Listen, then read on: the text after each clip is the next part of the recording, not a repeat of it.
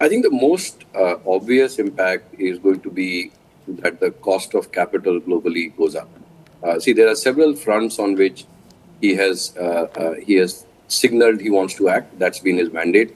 The first is immigration, and we're already seeing that there is a lot of debate within the Republican establishment on what they mean by controlling immigration. Is it legal? Is it illegal? With H-1Bs, is it something bigger? The second front is, of course, trade, where he has threatened tariffs on everyone, including India on the reciprocal tariffs. If that was to happen, there's a direct $7 to $8 billion impact on our exports. But most likely, these are just starting points for a negotiation, and we'll see how it shapes up. But the third front on which I think he has much more control and it's very likely to happen is the extension of the 2017 tax cuts, which by itself will mean that the outlook for fiscal deficit and the debt to GDP in the US worsens. We have already seen the 10-year bond yields in the US starting to spike. And what that means is that the cost of capital for the rest of the world goes up. And Rathin mentioned early on that emerging markets, equity investors are deserting India. They're deserting all of emerging markets.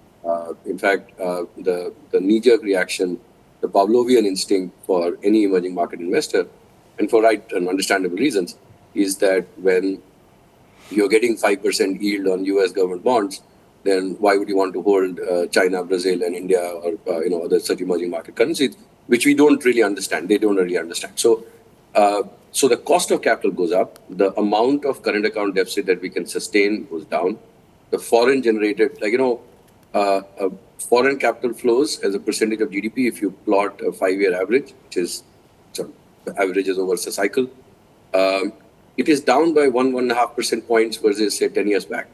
And what that means is that risk capital formation in the economy then slows down. So what we are seeing today in terms of the interventions that the RBI needs to do to keep the rupee stable, I think those interventions may need to will actually perhaps worsen from here.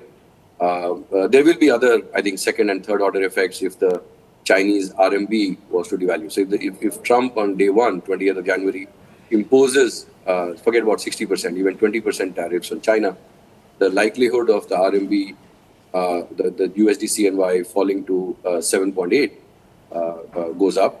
If that goes up, then should the RBI let the rupee fall similarly or let it get there in 6 months? I think those kind of bets will then start getting made. So we should expect significant increase in the macroeconomic conditions, global conditions in terms of interest rates and currency after 20th January.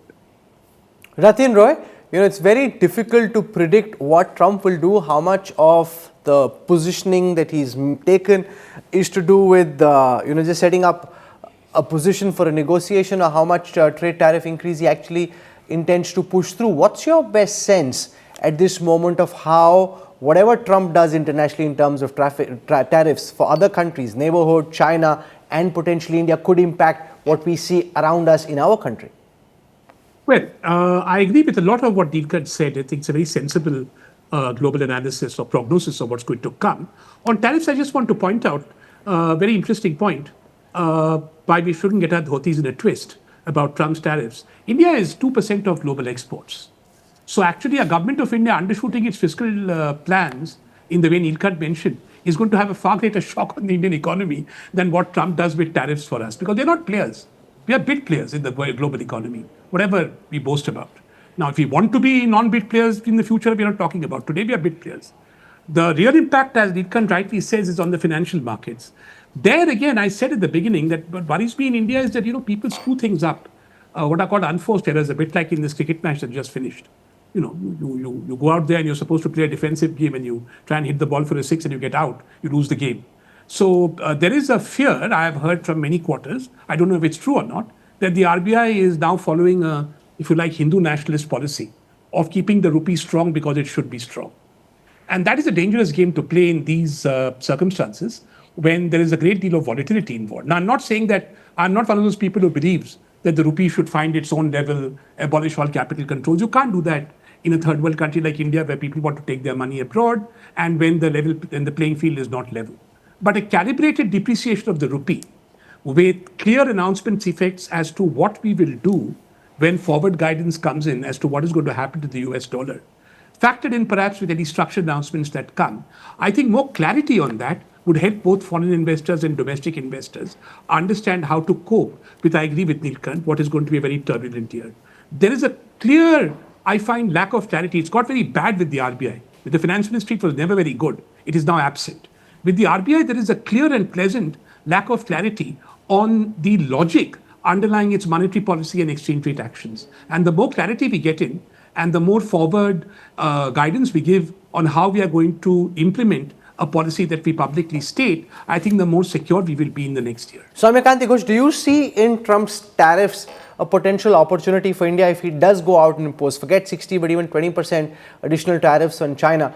Could it, in a slightly more medium to long term, create more potential for India to capitalize on the China plus one opportunity and emerge as a more significant manufacturing destination than it is at the moment?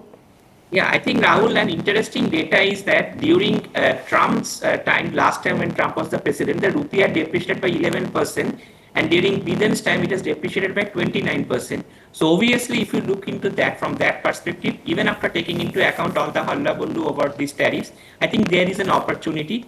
If you look into India's export basket in the last 3 to 4 years, that has significantly diversified. That has diversified across markets. There is now more south trade, and also it has started to happen in exports, which added more value. For example, engineering exports is one of them.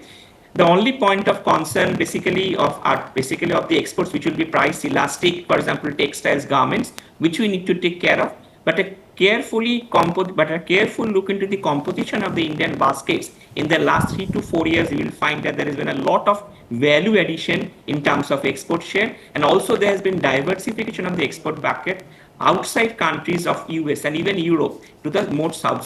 So from that point of view, India has an opportunity, and I think that whatever China will do in terms of pushing down its yuan will have some impact on the rupee. But over a point of time, I think these will be short-term disturbances. But we have seen that over a point of time, if the economic conditions remain strong, the rupee will bounce back from the lows, and that is going to act as an enabler in terms of the overall export push.